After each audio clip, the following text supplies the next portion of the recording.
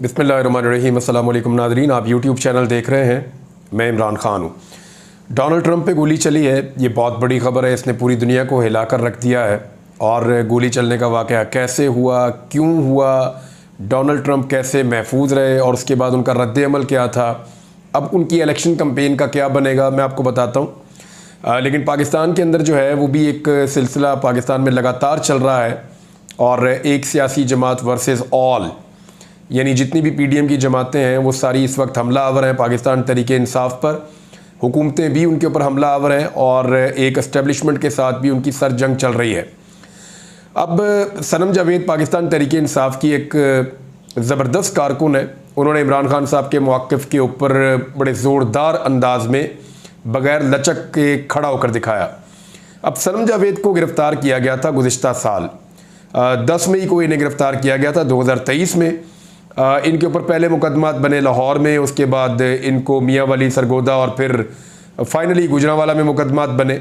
मुख्तलिफ अदालतों में 1 साल से ज़्यादा इनके मुकदमात चलते रहे। लगभग 1 साल और 2 महीने यानी 14 महीने गुजरने के बाद लाहौर हाई कोर्ट ने बिलाकर एक बड़ा ज़बरदस्त फ़ैसला दिया और उस फैसले के नतीजे में सनम जावेद की रिहाई पंजाब से मुमकिन हो सकी। लेकिन 14 महीने लग गए उनको ये साबित करने में कि वो दहशतगर्द नहीं है, उन्हें ये साबित करने में कि उनके ऊपर बने हुए मुकदमात जितने भी पंजाब में बनाए गए हैं वो मुकदमात गलत हैं। मियाँ अली अशफाक ने बड़े ज़बरदस्त अंदाज में ये मुकदमे लड़े। मैं एक दिन मियाँ अली अशफाक के साथ बैठा हुआ था, गालिबन उनके घर पर ही हम बैठे हुए थे, और मैंने ये कहा कि इससे पहले तो कभी भी औरतों के साथ इस तरह का रवैया स्पेशली पंजाब में तो नहीं हुआ, और सियासी जमातों की ख़वातीन के साथ हमने अपने करियर में ये सब कुछ होते हुए ऐसे नहीं देखा। इवन परवेज़ मुशर्रफ के दौर में भी ये चीज़ें ऐसे नहीं हो रही थी, ख़ास तौर पे ख़वातीन के ख़िलाफ़। तो इस पे मियाँ अली अशफाक ने कहा जी अब मैंने ये मुकदमे ख़ुद लड़ने हैं। ये काफ़ी पहले की बात है। तो उसने वादा किया था उस दिन हम लोग जो वहाँ बैठे हुए थे उन लोगों से कि एक दिन मैं इन ख़वातीन को भी आज़ाद करवाऊँगा। तो आज ऐसा लगा कि अली अशफाक ने अपना वादा पूरा किया, क्योंकि जब गुजरांवाला से लाहौर हाई कोर्ट ने बड़े ज़बरदस्त अंदाज में एक तफसीली फ़ैसला जारी किया, उस फैसले में सनम जावेद की रिहाई मुमकिन हुई।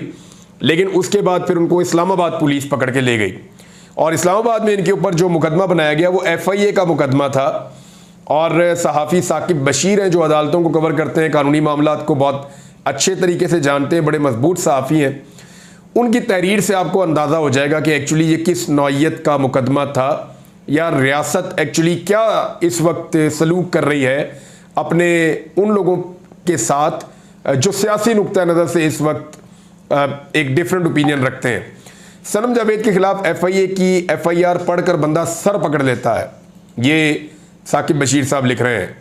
फिर आगे वो लिखते हैं 10 मई 2023 को सनम जावेद के X अकाउंट से आखिरी ट्वीट हुई थी। उसके बाद से उसकी दर्जन भर मुकदमात में रिहाई गिरफ्तारी चल रही है। फ़र्ज़ कर ले कि कोई ऐसी ट्वीट थी जिस पर मुकदमा बनता था तो 11, 12, 13 मई 2023 या उसके एक हफ्ता बाद या 10 दिन बाद FIA में मुकदमा बना लिया जाता। लेकिन ऐसा नहीं हुआ। FIA ने सिर्फ 14 माह तक इंतज़ार किया।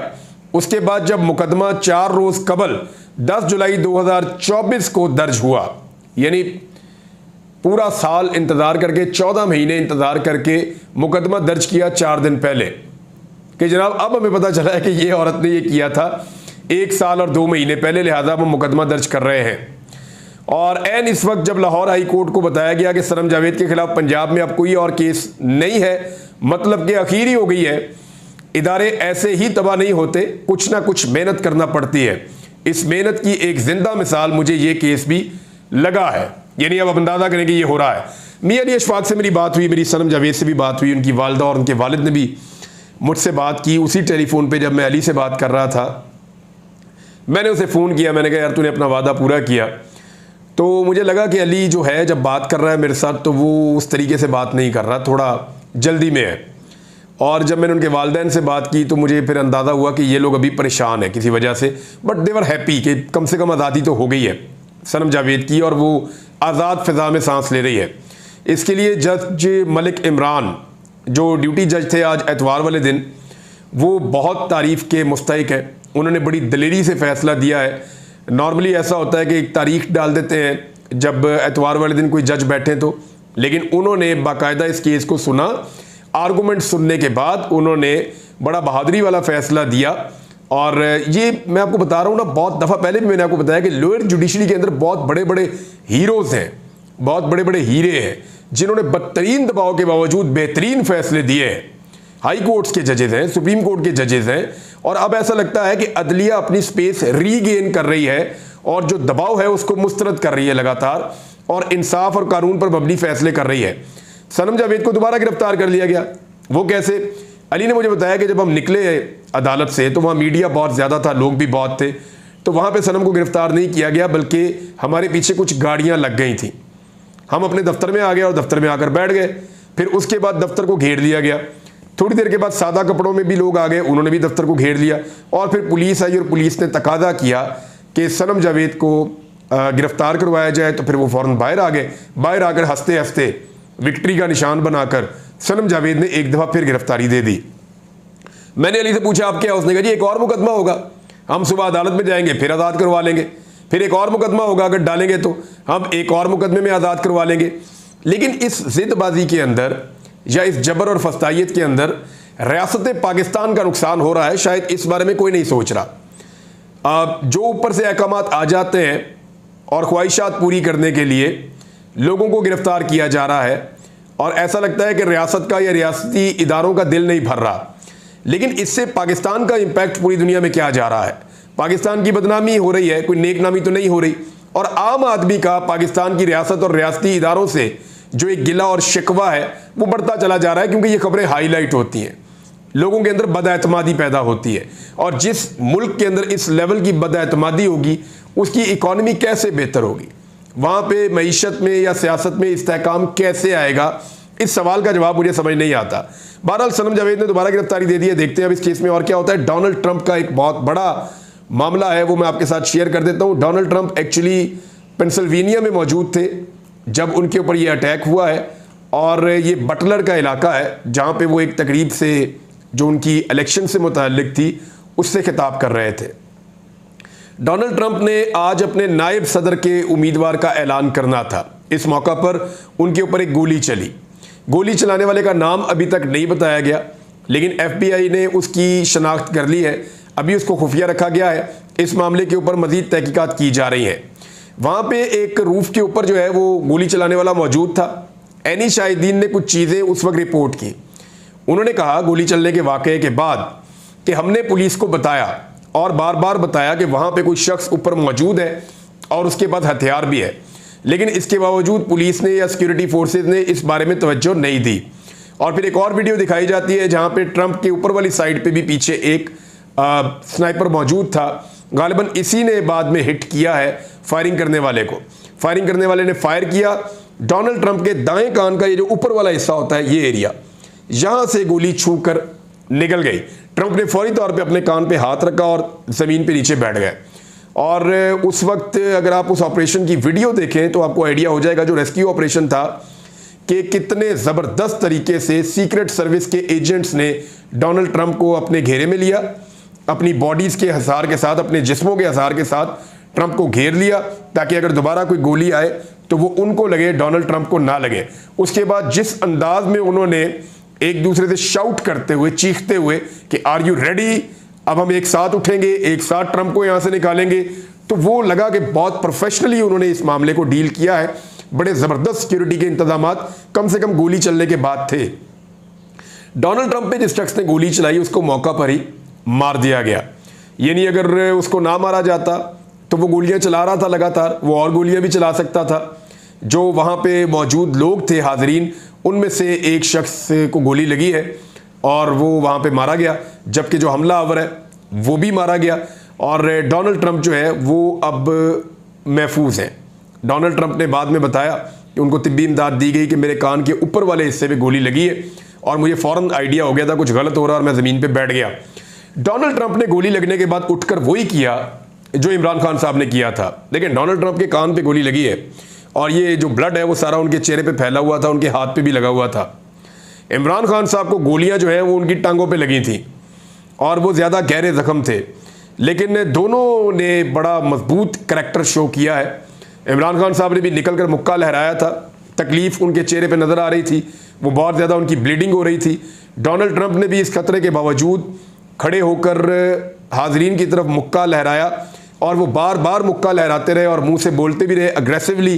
तो डोनाल्ड ट्रंप ने भी बड़ा करैक्टर शो किया है, बड़ी मजबूती शो की है और बहादुरी शो की है। इसको अमेरिकन बहुत पसंद करते हैं।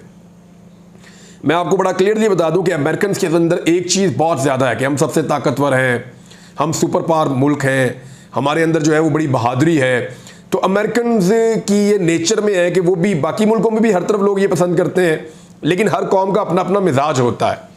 अमेरिकन का ये मिजाज है कि वो बहादुरी को बहुत ज़्यादा अप्रिशिएट करते हैं और बहुत पसंद करते हैं। आप उनकी मूवीज़ देखें, उनके नॉवेल्स पढ़ें, तो उनके जितने हीरोज़ होते हैं या जितने भी वॉर हीरोज़ हैं वो उनके सारे वही हैं जो बहुत बहादुर हैं, या जितने भी कैरेक्टर्स वो डेवलप करते हैं कहानियों में या फिल्मों में, वो सारे जो है वो बहुत बहादुरी शो कर रहे होते हैं। तो अमेरिका में इस चीज़ को बड़ी कदर की नज़र से देखा गया। डोनाल्ड ट्रंप की जो इलेक्शन कैंपेन है ये उसकी पीक है। यानी ये जो हमला है इसके बारे में FBI ने तो बहुत क्लियरली कहा कि ये कातलाना हमला था।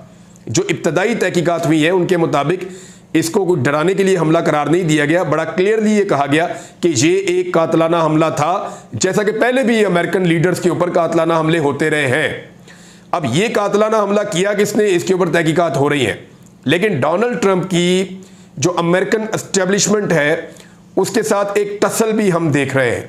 डोनाल्ड ट्रंप ने इल्ज़ाम लगाया था जब पिछले इंतखाबात में उन्हें शिकस्त हुई थी, तो उन्होंने ये कहा था डोनाल्ड ट्रंप ने कि मुझे ज़बरदस्ती हराया गया है। डोनाल्ड ट्रंप का ये दावा था कि उनके साथ ज़्यादती की गई है और वो ये इलेक्शन जीत रहे थे और उन्हें इस इलेक्शन में ज़बरदस्ती शिकस्त दिलवाई गई है। डोनाल्ड ट्रंप की अमेरिका की इंटेलिजेंस के साथ, या आप समझ लें उनकी एस्टेब्लिशमेंट के साथ एक टसल चल रही थी। उसके बाद इस हमले के होने पर अब डोनाल्ड ट्रंप की जो इलेक्शन कैंपेन अपनी पीक के ऊपर है। डोनाल्ड ट्रंप जो बाइडन से बहुत आगे निकल चुके हैं। अब जितने भी सर्वेज आएंगे उन सब में आपको डिफरेंस नजर आ जाएगा। जो बाइडन ने इलेक्शन से दस्तबरदार होने से इनकार कर दिया था, क्योंकि साबिक सदर बराक ओबामा की जो अहलियां हैं उन्हें एक मजबूत कैंडिडेट के तौर पे डेमोक्रेट्स लाना चाह रहे थे कि वो आए और डोनाल्ड ट्रंप का मुकाबला करें, लेकिन जो बाइडन ने इनकार कर दिया। उन्होंने कहा जी मैंने पहले भी डोनाल्ड ट्रंप को हराया, मैं दोबारा डोनाल्ड ट्रंप को हरा दूंगा, लिहाजा मुझे इस इलेक्शन से बाहर नहीं जाना, मैं मुकाबला करूंगा। हालांकि जितने भी सर्वेज आ रहे हैं उनमें डोनाल्ड ट्रंप आगे चल रहे हैं। अब इस वाकये के बाद जो बाइडन के लिए इलेक्शन जीतने के इम्कानात तकरीबन खत्म होते चले जा रहे हैं। जो बाइडन अपना वोट तो लेंगे, देखिए डेमोक्रेट्स का एक बड़ा हैवी वोट बैंक है अमेरिका में, लेकिन रिपब्लिकन्स को अंडरमाइन नहीं किया जा सकता। उनका वोट बैंक हमेशा बड़ा तगड़ा रहता है और अगर उनके वोटर बाहर निकल आए तो फिर उन्हें शिकस्त नहीं हो सकती, उनकी तादाद बहुत बड़ी है। लिहाजा डोनाल्ड ट्रंप के साथ गोली चलने के इस वाकये के बाद अब सिचुएशन जो है वो एकदम, पहले ही डोनाल्ड ट्रंप के हक में थी, वो बिल्कुल ही शिफ्ट हो गई है। इससे पहले भी अमेरिकन सुदूर के ऊपर गोलियां चलती रही हैं और बहुत सारे ऐसे वाकयात होते रहे। मैं आपको उनमें से कुछ वाकयात के बारे में बता देता हूं, लेकिन इस वाकये की अभी तहकीकात हो रही हैं। आलमी सतह पे बड़ी मजम्मत की गई है डोनाल्ड ट्रंप पे गोली चलने की। दुनिया के तमाम मुल्कों ने लगभग और तमाम बड़े रहनुमाओं ने अपने बयानात जारी किए हैं डोनाल्ड ट्रंप के हक में। इससे पहले जो हमले हुए थे अमरीकी सुदूर पे बहुत दफ़ा हुए हैं। मेंबर जो कांग्रेस के उनके मेंबर्स हैं अरकान, उनके ऊपर भी हमले होते रहे हैं। सदर एंड्रयू जैक्सन पर शूटर ने 2 गोलियां चलाई थी। एक मरतबा जब एक आखिरी रसूमात के अंदर वो शिरकत कर रहे थे, बच गए थे उसमें वो। और सदर रूजवेल्ट के ऊपर 1912 में जब वो दोबारा सदारत के लिए मुहिम अपनी चला रहे थे तो उनके ऊपर भी मिल्वॉकी शहर में उन पर गोली चलाई गई थी। और 1933 में कातिल ने मियामी में उन पर गोली चलाई थी, वो फिर बाल बाल बच गए थे। और शिकागो के मेयर जो हैं वो इस वाक़े में मारे गए थे। और सदर हैरी ट्रूमैन, उनको 1950 में वाइट हाउस के सामने गोली मारी गई थी। सदर जॉन एफ कैनेडी को 22 नवंबर 1963 को इंतखाबी मुहिम के लिए वो गाड़ियों के काफिले में जा रहे थे और फायरिंग करके उन्हें कत्ल कर दिया गया था। इस तरह सदर बराक ओबामा पर 2011 में कातलाना हमला किया गया था और एक शख्स ने व्हाइट हाउस पर फायरिंग की थी। और यही नहीं बल्कि सदर Abraham Lincoln, James Garfield, William McKinley और जॉन एफ कैनेडी, इन पर कातलाना हमले हुए थे जिसमें ये सुदूर मारे गए थे। नाज़रीन, पाकिस्तान की हुकूमत ने भी इसकी मजम्मत की है इस वाक़े की, जबकि इमरान खान साहब ने जेल से जब उन्हें यह खबर मिली तो उन्होंने इस पर स्टेटमेंट जारी किया है। इमरान खान के डोनाल्ड ट्रंप से ताल्लुकात बेहतर हैं और जो बाइडन से उनके ताल्लुकात बहुत ख़राब है। और पाकिस्तान का जो सियासी मंजरनामा है उसके ऊपर जब लोग बात करते हैं तो अमेरिकन इन्फ्लुएंस हमेशा पाकिस्तान की सियासत पर रहता है। उसका एक रीज़न ये है कि पाकिस्तान IMF के कर्ज़ों में जकड़ा हुआ है और IMF जो है उसको अगर आप गौर से उसके ऊपर आप तहकीक करें तो आपको पता चलता है कि एक्चुअली IMF अमेरिका के ज़ेरे कंट्रोल या ज़ेरे तसल्लुत है। तो IMF उसी तरह के दबाव डालता है मुल्कों पर जिस तरह का दबाव अमेरिकन पॉलिसी को सूट करता है या अमेरिकन जैसी पॉलिसी चाहते हैं उन मुल्कों में IMF उसी तरह की पॉलिसी को नाफिज करने की कोशिश करता है। लिहाजा जब पाकिस्तान जैसा मुल्क है, गरीब मुल्क है और पाकिस्तान ने बहुत ज़्यादा कर्जा लिया हुआ है IMF से, बल्कि पाकिस्तान बुरी तरह जकड़ा हुआ है IMF के शिकंजे में, तो ऐसे में पाकिस्तान को अमेरिका के साथ ताल्लुकात अपने बेहतर इसलिए भी रखने पड़ते हैं कि वो IMF से रिलीफ लेने के लिए हमेशा अमेरिकन से रब्ता करते हैं। तो जो बाइडन जो है उनके इमरान खान साहब से ताल्लुकात बहुत ख़राब थे और इसलिए जब इमरान खान साहब के खिलाफ पाकिस्तान में कार्रवाइयाँ हुई तो कोई रोकने भी नहीं आया या किसी किस्म की रुकावट भी नहीं पड़ी। लेकिन डोनाल्ड ट्रंप के साथ इमरान खान साहब के ताल्लुकात उतने बुरे नहीं हैं, उनके ताल्लुकात बल्कि डोनाल्ड ट्रंप के साथ अच्छे हैं। और इसलिए पाकिस्तान तहरीक इंसाफ के लोगों का ये मानना है कि अगर डोनाल्ड ट्रंप जीत गए तो इसका फ़ायदा ये होगा कि इमरान खान साहब के ऊपर जो नाजायज़ मुकदमात बन रहे हैं, जो उनके ऊपर एक अजीबोगरीब किस्म की फस्तायत पाकिस्तान में हो रही है, जो जबर हो रहा है, इसका सिलसिला कम से कम रुक जाएगा और इमरान खान साहब को एक लेवल प्लेइंग फील्ड पाकिस्तान में शायद मिल जाएगी। लेकिन देखिए, पाकिस्तान के फैसले और पाकिस्तान के मामलात ये पाकिस्तान को ही देखने चाहिए, पाकिस्तान के बाहर से नहीं होने चाहिए। चाहे वो अमेरिका है, चाहे वो IMF है। हमने कर्जा लिया हुआ है, हमने ही कर्जा वापस उतारना है, लेकिन उसके लिए हमें अपनी पॉलिसीज को ठीक करना पड़ेगा, अपने कदमों पे खड़ा होना पड़ेगा। ये जो तरीकाकार है कि सबकी बातें मानो और उनसे रिलीफ लो, तो ये फिर एक आज़ाद और खुद मुख्तार मुल्क नहीं रहता। बहरहाल जो रियलिटी है, जो ग्राउंड रियलिटी है, वो यही है कि अमेरिकन इलेक्शंस में कौन जीतेगा उसका फ़र्क पाकिस्तान की सियासत पे और पाकिस्तान के अंदरूनी हालात पर पड़ेगा। तो इमरान खान साहब ने जो स्टेटमेंट दिया है, उन्होंने कहा कि शदीद मजम्मत करता हूं। अपने बयान में उन्होंने कहा कि सियासी तशद्दुद बुज़दिलों का काम है, जमहूरियत में इसकी कोई जगह नहीं है। बहरहाल एक फ़ोटो बहुत ज़्यादा सर्कुलेट हो रही है, ये आप भी देख लें। एक तरफ मुक्का लहरा रहे हैं इमरान खान साहब और एक तरफ डोनाल्ड ट्रंप। दोनों की अपने अपने मुल्क की एस्टेब्लिशमेंट से नहीं बनती और दोनों जो है वो एक जैसा करैक्टर भी शो कर रहे हैं और दोनों जो है वो दोबारा इक़्तिदार में आने के लिए कोशिश भी कर रहे हैं। अब तक के लिए इतने, अपना ख्याल रखिए, अपने चैनल का भी। अल्लाह हाफ़िज़।